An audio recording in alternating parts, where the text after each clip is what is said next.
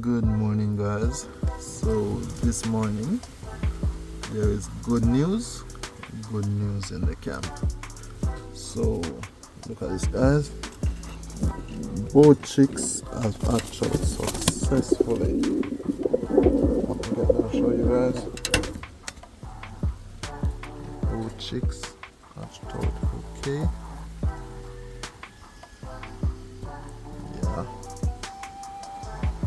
So this is the first pair of chicks I'm getting from this pair after having them together for more than a year. So guys, it's gonna be a joy to see how these chicks come up.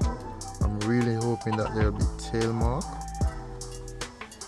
So let's see, guys, and you'll see a better video of them this coming Sunday. So stay tuned, guys. It's just great to know that both of them hatched out successfully. Alright? So catch you on the Sunday.